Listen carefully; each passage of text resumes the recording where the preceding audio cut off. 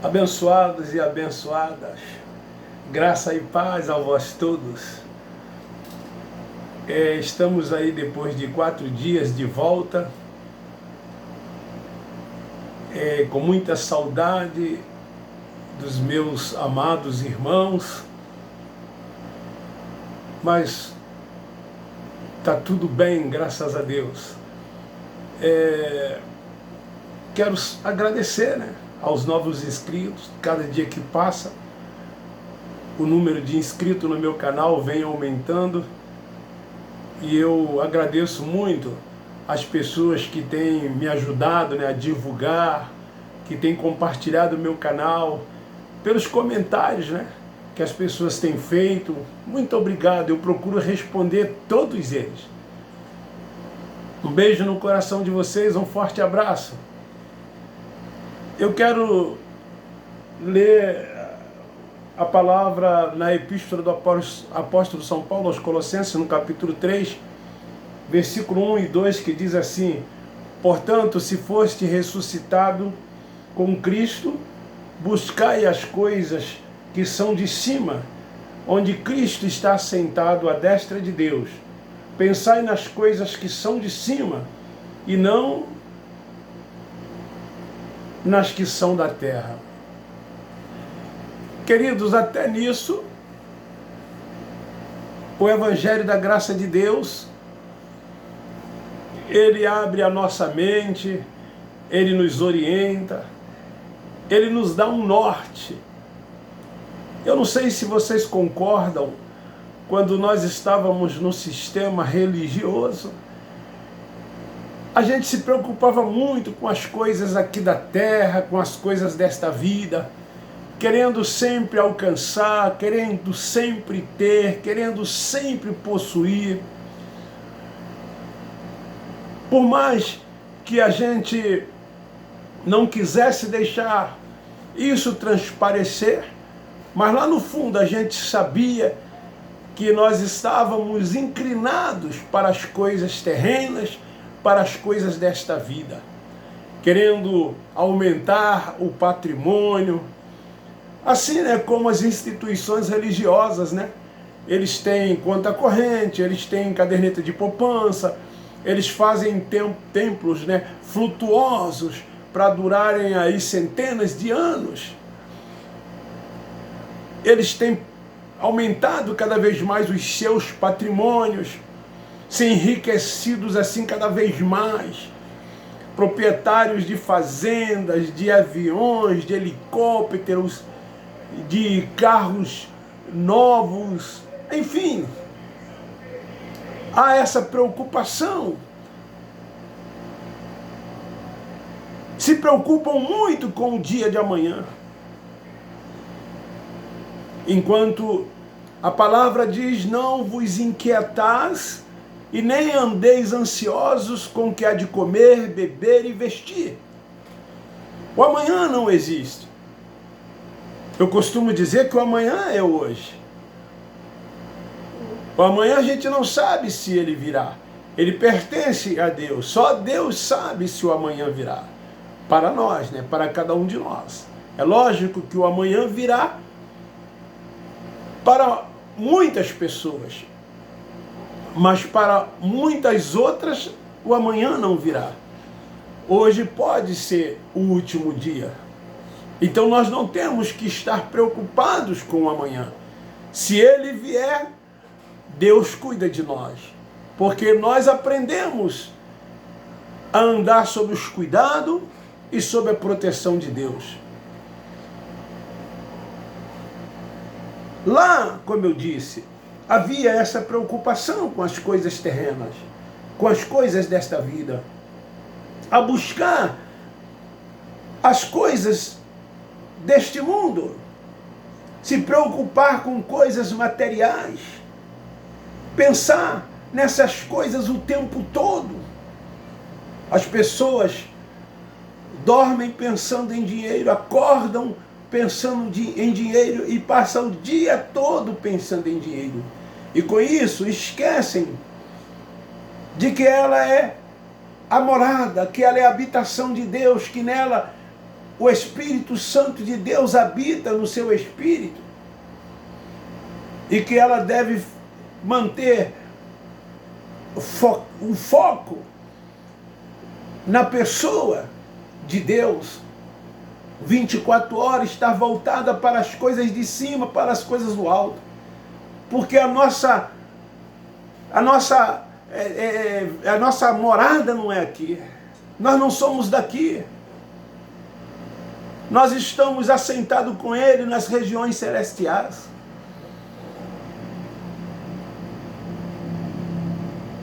É isso que acontece conosco que somos e que cremos no Evangelho da graça de Deus. Nós buscamos ao Senhor 24 horas por dia.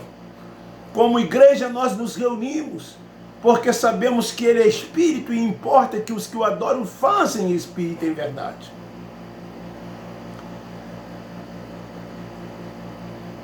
Nós pensamos nas coisas de cima, nas coisas do alto. Paulo diz: se temos o que beber, comer e vestir, com isso estejamos contentes, porque a piedade com contentamento é grande fonte de lucro. Nada trouxemos para esse mundo e nada levaremos.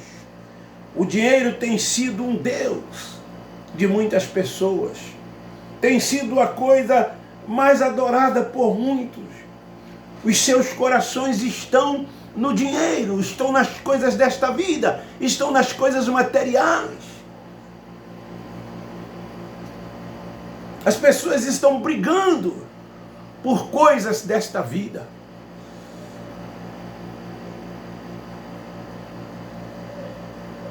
O dinheiro tem sido a fonte de corrupção. As pessoas se corrompem e são corrompidas. Elas matam e entregam as suas vidas por dinheiro. Nós vemos isso acontecer. Quantas pessoas perdem diariamente a sua vida por causa do dinheiro?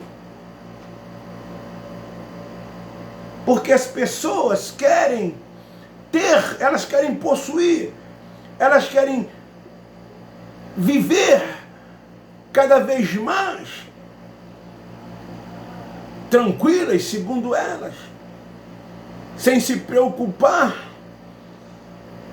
gozando dos deleites desta vida, porque o dinheiro lhes pode lhe oferecer estas coisas. A Bíblia diz que temos que buscar as coisas do alto. Eu li aqui em Colossenses capítulo 3, versículo 1. Portanto, se foste ressuscitado com Cristo, buscai as coisas que são de cima. E nós fomos ressuscitados com Cristo. É o Cristo ressuscitado que nós servimos. É esse o Cristo que nós invocamos, que nós estamos nele e ele em nós. O Cristo ressurreto, o Cristo ressuscitado. E o Cristo ressuscitado, ele está focado nas coisas espirituais. Por isso que nós não somos mais carnais e sim espirituais. Por termos ressuscitado com Ele, nós temos a mente de Cristo. Por termos ressuscitado com Ele, já não vivemos mais, mas Ele vive em nós. Por termos ressuscitado com Ele, o viver é Cristo, o morrer é ganho, porque sabemos para onde nós vamos. Nós fomos ressuscitados com Ele. E se assim fomos, nós não temos que pensar nas coisas desta vida. Nós não temos que pensar nas coisas deste mundo. Nós temos que buscar as coisas do alto, as coisas de cima, as coisas que são de Deus. Por isso é que nós reinamos e triunfamos em graça.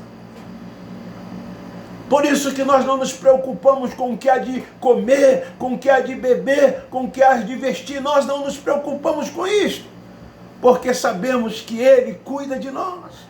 Sabemos que nada nos falta, porque Ele é o nosso pastor, e como nosso pastor, nada nos faltará. Ele nunca nos deixou desamparado, e nem nunca nos desamparará. Porque nós tomamos posse em todas as suas promessas. Nós nos apossamos dela, porque sabemos que o Cristo ressuscitado, Ele é fiel para com a sua palavra. E Ele vela pela sua palavra e a faz cumprir. Por isso que nós vivemos tranquilos em graça, felizes, sorridentes, alegres, em paz, descansando nele. Nós não nos preocupamos com nada desta vida.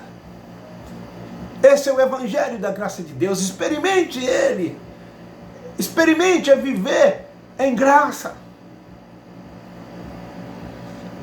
Reinar e triunfar em graça. Você vai ver a diferença do Evangelho da graça de Deus para este Evangelho que é pregado e que é ensinado dentro dessas instituições que se dizem evangélicas. A grande diferença. Lá, as pessoas vivem preocupadas, porque lá elas têm que cumprir regras. Lá elas têm que cumprir preceito dos homens. Lá elas têm que fazer isto, deixar de fazer aquilo. Lá elas são direcionadas para as coisas materiais, para as coisas desta vida. Lá elas têm que cumprir rituais, liturgias, dogmas, sem falar nos preceitos da lei mosaica, ou nos rudimentos que eles trouxeram para dentro desses lugares chamados igrejas.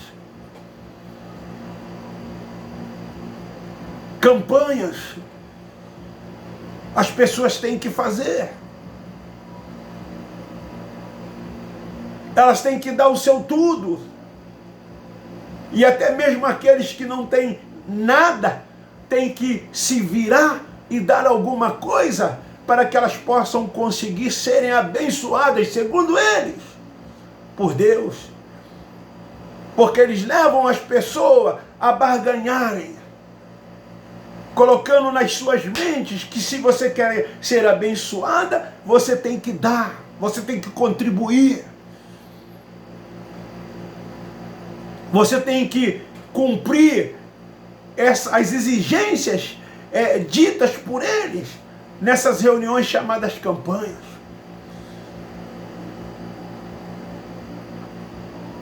Você tem que no início do mês dizimar, dar os 10% de todo aquele suor do seu rosto, de todo aquele seu trabalho que você fez. Porque se você não fizer, você está roubando a Deus. E aí as maldições virão sobre a sua vida.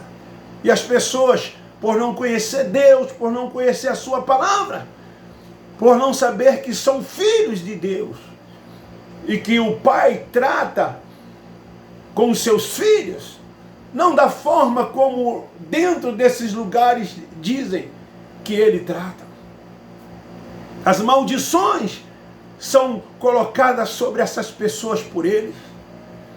Elas são ameaçadas, aterrorizadas.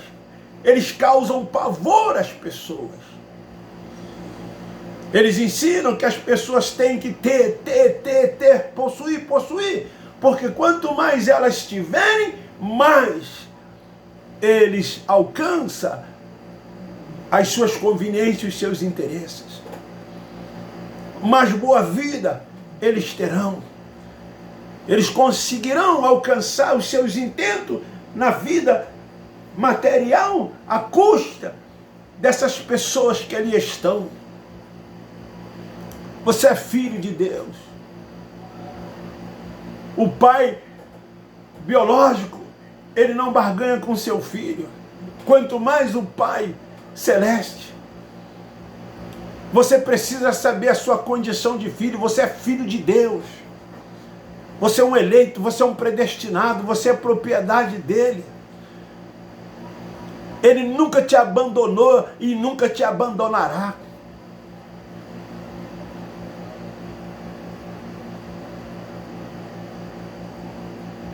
Pense nisso. É esse o Evangelho da graça de Deus que nós estamos pregando e ensinando para que as pessoas despertem desse sono da indolência. Desperta tu que dormes. Tome posse. As bênçãos de Deus são muitas para a sua vida. O que está acontecendo é que os seus olhos estão fechados. Eles precisam serem abertos para que você possa tomar posse de todas as promessas de Deus que Ele tem para a nossa vida. Ele já te tem abençoado com todas as sortes de bênção. Quando nós dizemos esse é o melhor dia, sim, porque esse será sim o melhor dia. A cada minuto, a cada hora que vai se passando, ele é o melhor dia da sua vida. Porque ele está em você, ele está com você, ele habita em você. Ele não te deixa sequer um instante, sequer um minuto. Na graça de Deus, você tem os seus olhos abertos, a sua mente iluminada, e você consegue enxergar todas essas coisas. Os nossos irmãos que estão lá, eles são eleitos, eles são predestinados, eles são filhos de Deus, eles apenas não percebem isso, apenas não estão atentos a isso. Qual é a diferença deles lá para nós da graça de Deus? É que na graça de Deus, os nossos olhos foram abertos, as nossas mentes foram iluminadas, e nós então tomamos posse de tudo aquilo que Ele nos deu. Essa é a diferença. E a nossa preocupação é que eles que lá estão despertem. Porque também vocês foram ressuscitados com Cristo. E se vocês foram ressuscitados com Cristo, busquem as coisas que são do alto, as coisas que são de cima. Porque todas as outras coisas Ele já te deu. Queridos, Paulo ensina que o Deus de paz, Ele supre todas as nossas necessidades. Isso é andar por fé. Isso é acreditar nele. Você vai se levantar sem nenhuma preocupação. Tu viverá o melhor dia da sua vida tranquilo. Sabe por quê? Porque você está descansando nele.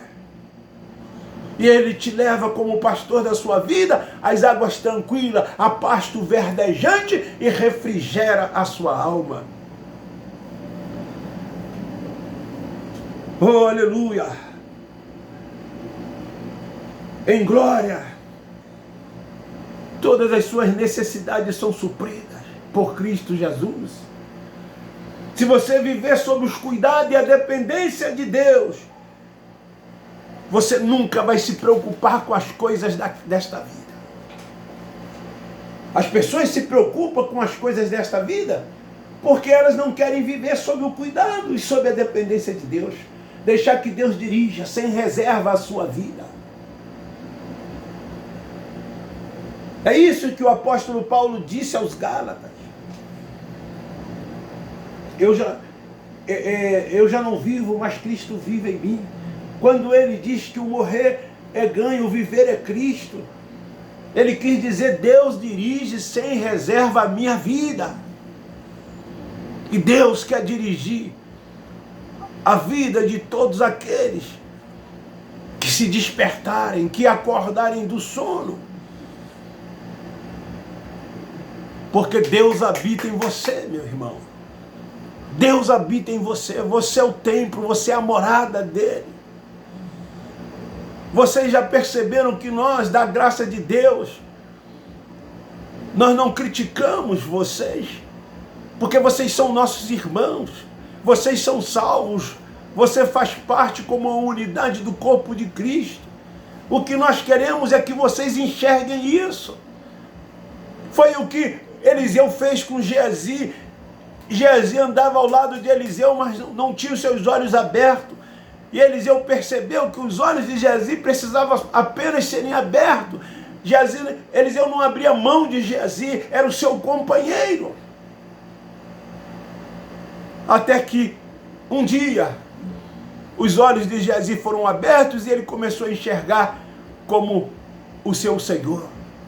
E o que nós queremos é que vocês se enxerguem como nós enxergamos. Veja como nós estamos vendo. Veja Deus como único, como soberano, como que a primazia é só dele.